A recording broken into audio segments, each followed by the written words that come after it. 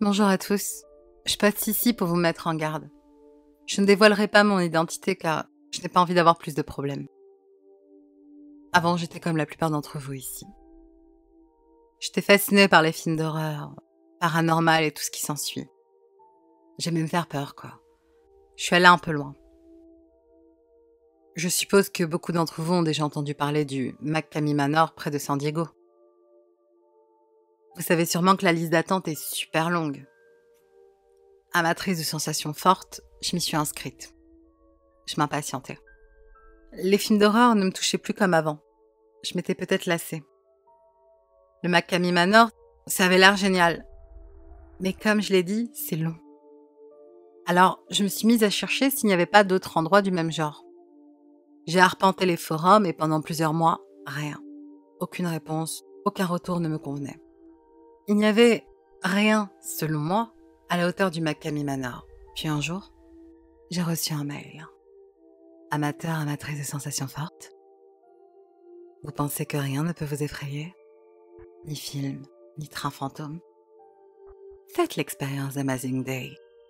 La terreur est garantie. En équipe de 4 personnes, venez affronter les épreuves de notre site Amazing Day. Vous avez une journée pour tenter de vous échapper de notre labyrinthe. Si vous réussissez, vous gagnez. Bien à vous, Amazing Day. Il y avait ensuite un lien vers le site d'Amazing Day, mais il n'existe plus aujourd'hui. J'ai parcouru le site pendant des heures et tout me semblait normal. C'était nouveau. Les participants étaient emmenés dans ce que le site appelait le labyrinthe. Sur les photos, on voyait qu'il s'agissait en fait d'une usine abandonnée. Le but du jeu était de sortir du labyrinthe avant de se faire choper par les acteurs. Il y avait quelques photos et des témoignages sur le forum du site. Ça avait l'air vraiment pas mal. J'ai hésité plusieurs jours. Puis, comme tout me paraissait réglo, j'ai acheté mon billet. 100 €. C'était une petite somme. Lorsque j'ai payé, j'ai reçu un mail de confirmation avec les instructions. Bonjour mademoiselle Dupont. Merci pour votre achat. Veuillez trouver ci-joint votre billet pour l'attraction. Cliquez sur le lien ci-dessous pour choisir une date parmi les suivantes. Nous vous rappelons que les billets ne sont ni repris ni échangés, sauf cas de force majeure limitée exhaustivement dans nos conditions de vente. Prenez donc bien garde à la date que vous choisirez pour faire l'attraction. Bien à vous, Amazing Day. J'ai cliqué sur le lien et j'ai choisi une date, que je ne communiquerai pas ici. J'ai reçu un nouveau mail de confirmation, puis plus rien. Au bout de 2 semaines, j'ai reçu un nouveau mail qui m'expliquait les démarches à suivre pour aller à Amazing Day. Bonjour mademoiselle Dupont. La date de votre séjour chez nous approche. Nous tenons à garder l'emplacement exact de notre attraction secrète. À cet effet, vous y serez conduit en taxi à nos frais. Veuillez trouver ci-joint à nos frais également un billet d'avion pour Budapest, en Hongrie. Si vous vous perdez dans le labyrinthe, vous serez invité à rembourser 30% du billet. Et le billet de retour sera à votre charge. En revanche, si vous gagnez, nous vous offrons les billets plus la récompense réservée aux vainqueurs. Bien à vous, Amazing Day. Je dois avouer que la Hongrie, plus l'idée de devoir rembourser le billet en cas de défaite, m'a un peu refroidi. Ce n'était noté nulle part sur leur site. Cela dit, j'ai pris sur moi. J'avais déjà déboursé 100 €. Je pouvais encore m'autoriser un écart si je perdais. J'avais un peu d'argent de côté en prévision de mes prochaines vacances. Et puis, peut-être que j'allais gagner dans ce labyrinthe après tout. Quelques jours plus tard, j'ai pris l'avion pour Budapest. Je suis arrivée en Hongrie en fin de matinée. À mon arrivée à l'aéroport, il y avait un homme avec une pancarte avec mon nom dessus. Je me suis présentée à lui. Il m'a conduite à un taxi où il y avait déjà 3 personnes à l'intérieur. 2 garçons et une fille. Le taxi a démarré et on avait connaissance sur la route. La fille s'appelait Marine. Les garçons Thomas et Maxime. Marine était un vrai garçon manqué. Elle parlait comme les mecs et avait un fort caractère. Maxime était un peu fort. Il était passionné par le paranormal et les films d'horreur. Il parlait beaucoup et était très agité. En revanche, Thomas était plus calme et réservé. Après environ 1 heure de trajet, le taxi s'est arrêté sur une aire d'autoroute. Un homme est venu à notre rencontre et a payé le chauffeur. Il nous a invités à le suivre jusqu'à une autre voiture. Là, il nous a offert des sandwichs, tout en se présentant à nous. Il était l'un des cofondateurs d'Amazing Day et il allait nous conduire lui-même sur le site. Il nous a invités à monter en voiture et il nous a passé des bandeaux pour les yeux pour qu'on ne voit pas le chemin jusqu'à Amazing Day. Nous nous sommes regardés tous les quatre, méfiants. Mais notre chauffeur nous a expliqué qu'il s'agissait d'une procédure normale qui participait au charme de l'attraction. On a enfilé nos bandeaux. Notre chauffeur nous a dit s'appeler Benjamin. Il a discuté avec nous pendant le trajet. Il nous a expliqué qu'à tout moment pendant l'attraction, nous pouvions dire stop et arrêter. Il nous a demandé à chacun si nous n'avions pas de phobie particulière, de problèmes cardiaques ou physiques. Nous avons tous répondu que nous étions en parfaite santé et sans véritable phobie. On a roulé environ 2 heures avant qu'on arrive enfin et qu'on nous autorise à retirer nos bandeaux. On était devant un immense bâtiment désaffecté. Il y avait 2 autres groupes de 4 personnes devant. Benjamin nous a expliqué que le site était assez grand pour faire jouer en même temps plusieurs groupes. Il nous a présenté à 2 autres hommes, ses collègues, Frank et Peter. Benjamin, Peter et Frank nous ont tous réunis. J'ai pu voir que les membres des autres groupes étaient un peu perdus, comme nous. Ils nous ont expliqué les règles plus précisément. Nous avions 24 heures maximum pour essayer de sortir de ce labyrinthe. Passé ce délai, nous étions déclarés perdants. Il y avait 3 sorties différentes, toutes avec un écriteau lumineux. Les 3 menaient à l'extérieur. Une fois dehors, nous aurions gagné. Il pouvait y avoir autant de gagnants que de participants. Frank a cependant précisé, en souriant, qu'il y avait peu de chances que nous nous en sortions tous. Ils nous ont aussi dit que, bien évidemment, il était interdit de faire usage de violence pour nous en sortir, auquel cas nous étions éliminés d'office. Si nous souhaitions abandonner, nous devions crier le mot « marmotte ». Nous avons tous ri à ce moment-là. C'était un mot assez improbable dans ce contexte. Ils nous ont expliqué que c'était pour être sûr qu'il n'y avait pas d'erreur possible sur la volonté d'arrêter. Quelqu'un viendrait alors chercher le participant. Pour terminer, ils nous ont vivement conseillé de rester groupés. Frank et Peter sont alors partis avec les 2 autres groupes. Benjamin nous a menés à l'entrée numéro 1 du labyrinthe. Il a pris nos téléphones. Nous n'étions autorisés à garder que nos montres. Nous avons attendu devant l'entrée pendant au moins un quart d'heure. Puis une alarme stridente a retenti. Benjamin nous a ouvert la porte. « C'est parti », a-t-il dit. Nous avons pénétré dans le labyrinthe. Marine et Maxime étaient tout excités. Thomas et moi étions plus réservés et attentifs à ce qu'il y avait autour de nous. Les murs étaient sales. Par endroits, il y avait des taches sombres et rougeâtres. Les ampoules éclairaient mal l'endroit. Elles n'arrêtaient pas de clignoter. Des crochets étaient suspendus au plafond. Maxime a poussé un cri en désignant un crochet plus haut que les autres, inaccessible. On y apercevait une jambe. Nous avons emprunté un couloir et déambulé au hasard. Pendant environ 1 heure, rien de spécial ne s'est passé. Puis, on a commencé à entendre des bruits autour de nous. On n'arrêtait pas de se retourner toutes les 2 minutes. Marine nous a chuchoté qu'elle avait entendu des pas derrière nous. On a commencé à marcher plus vite. On a dû marcher encore bien 1 heure avec cette impression d'être suivis. Puis, on a débouché sur une salle.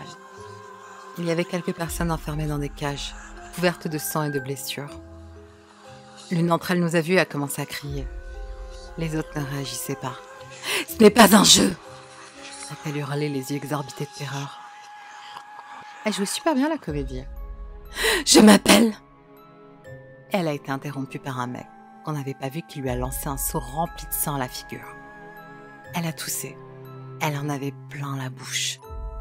Le mec s'est tourné vers nous, a attrapé une hache et a commencé à courir vers nous. On savait que ce n'était qu'une attraction, mais on a détalé en hurlant comme si ce mec était un véritable psychopathe. On a couru pendant un long moment, traversant des couloirs et des couloirs qui se ressemblaient tous. On entrait au hasard dans des grandes ou petites salles. Tout était obscur et crade, mais on passait tellement vite qu'on n'avait pas le temps de regarder de plus près. On a fini par semer le mec. On s'est calmé et on a repris nos esprits. On a continué notre chemin. Pendant, je dirais, 1 bonne heure, il s'est rien passé. Il n'y avait pas grand-chose dans les salles. Quelquefois des seringues, des meubles renversés, mais pas grand-chose de plus. Sur les sols et les murs, par contre, régulièrement, on apercevait des taches de ce qui ressemblait à du sang. Plus on avançait dans le labyrinthe, plus le sang paraissait récent. En soi, pendant qu'on déambulait dans ce dédale de couloirs et de salles, ce n'est pas ce qu'on trouvait qui nous faisait flipper, mais plutôt l'ambiance. Il faisait sombre et c'était trop silencieux. Aucun de nous n'osait parler. Nous étions tous tendus. Pourtant, nous savions que nous avions juste signé pour un jeu, mais je sais pas, on sentait peut-être quelque chose de malsain ici. Au bout d'1 ou 2 heures à marcher vers Dieu seul sait où, on a décidé de faire une petite pause. C'est là qu'on a commencé à entendre des cris horribles, accompagnés de supplications. Ça résonnait dans le labyrinthe. Impossible de savoir d'où exactement ça venait. C'était angoissant. Maxime commençait à perdre un peu les pédales. Il ne supportait pas les cris. Il n'arrêtait pas de dire que ça faisait trop réel. On lui a dit que si vraiment il n'aimait pas, il pouvait choisir d'abandonner. Il a refusé et on a continué. On a atterri dans une nouvelle salle. On a vu une fille derrière une épaisse vitre. Elle a alors frappé de toutes ses forces sur la vitre. Elle pleurait. Elle nous criait des trucs, mais tous les sons étaient étouffés. On n'a pas osé trop s'approcher. En la regardant, j'ai eu l'impression que je l'avais déjà vue quelque part. Sur le moment, j'ai pensé que ça devait être une actrice qui avait joué dans un des films d'horreur que j'avais vus. Après ça, on a continué. Et encore une fois, pendant un moment, rien de spécial ne s'est produit. Toujours les mêmes couloirs glauques. Puis on est arrivé dans une autre salle. La lumière était encore plus mauvaise. On a entendu un bruit de tronçonneuse tout près. Maxime a hurlé. Un mec était en train de découper un corps à quelques mètres de nous. Au cri de Maxime, le gars s'est tourné vers nous et nous a menacés avec son engin. Il s'est lancé vers nous, on s'est enfui. On a couru encore longtemps, nous perdant un peu plus dans le labyrinthe. On l'a semé lui aussi. Mais Maxime était à bout. Il avait du mal à respirer. Et il paniquait vraiment. Il a choisi d'arrêter. C'était trop pour lui. Il a littéralement hurlé le mot code « marmotte ». Une voix s'est alors faite entendre dans les haut-parleurs. Elle disait que quelqu'un allait venir le chercher, qu'il devait rester là où il était. Quant à nous autres, on devait continuer notre chemin et laisser Maxime. On l'a laissé là. Et on est parti. Avec Thomas et Marine, on a donc continué à errer dans ce fichu labyrinthe qui était devenu silencieux. Les murs et le sol étaient toujours aussi crades, mais à part ça, il n'y avait rien à signaler. Marine nous a soudain dit que quelque chose clochait. Elle ne trouvait pas ça normal du tout. Les gens qu'on avait vus, le sang sur les murs, la saleté, les objets bizarres, tout ça, ça ressemblait pas vraiment à du cinéma. Soit c'était super bien fait, soit c'était réel. Avec Thomas, on s'est regardé, effrayé. Je pense que, comme moi, il s'était déjà fait ses réflexions. Mais le fait que Marine les formule à voix haute, ça prenait une autre résonance.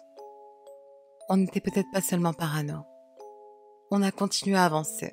On voulait quitter ce labyrinthe le plus vite possible. Soudain, Thomas a juré qu'il avait entendu un truc derrière lui, tout près. Un murmure selon lui. On lui a répondu que c'était peut-être son imagination. Puis, on l'a entendu nous aussi. C'était léger, mais bien là.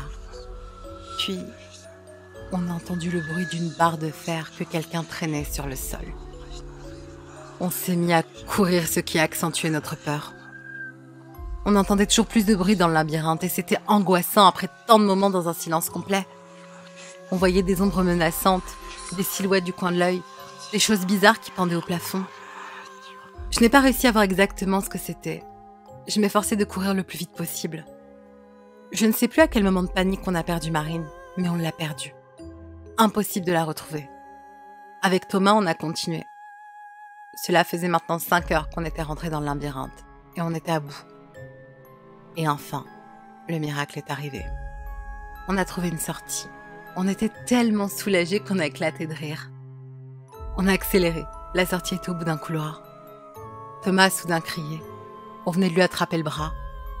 Je me suis pas arrêtée, j'ai foncé. J'ai vu un mec du coin de l'œil qui sortait de je ne sais où pour tenter de m'attraper à quelques mètres de la porte. J'ai esquivé, j'ai couru encore plus vite. J'ai franchi enfin la sortie et je me suis retrouvée dehors.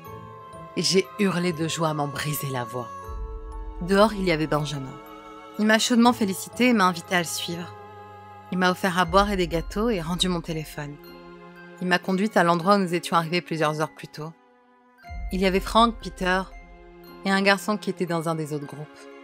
Frank, Benjamin et Peter nous ont encore une fois félicités. Ils nous ont offert notre billet de retour plus une autre surprise. Une enveloppe contenant 500 € de bons d'achat. Ils nous ont offert un sandwich. Puis Benjamin nous a reconduits à l'aéroport. Il nous a bandé les yeux pendant une grande partie du trajet. Le garçon avec moi s'appelait Jérémy. On a sympathisé et on s'est échangé nos numéros et Facebook. On a partagé tous nos sentiments sur ce qu'on venait de vivre.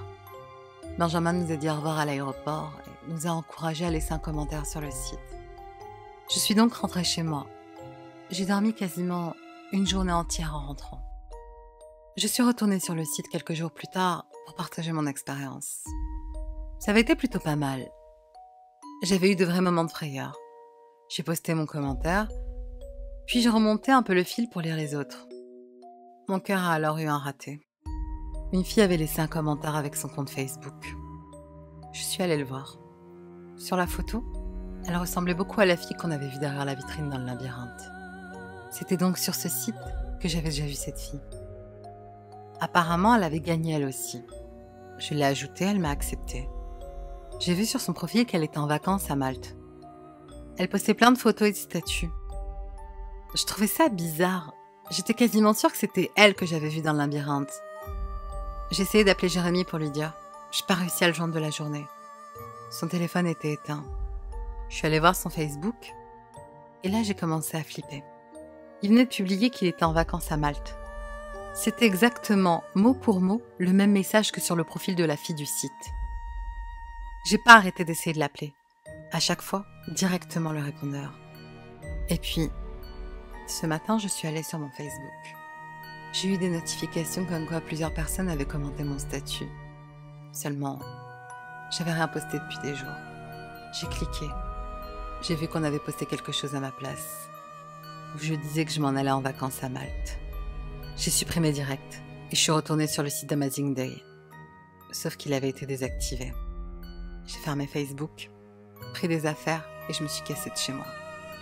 Je poste depuis un hôtel. J'ai peur. Je ne sais pas quoi faire. Je partage mon histoire pour qu'il y ait au moins une trace s'il m'arrive quelque chose. Quand j'y repense, dans le labyrinthe, tout semblait trop vrai. Sûrement parce que justement tout était vrai. S'il vous plaît, si vous recevez un mail vous proposant ce genre d'attraction, ne faites pas la même connerie que moi. N'y allez pas.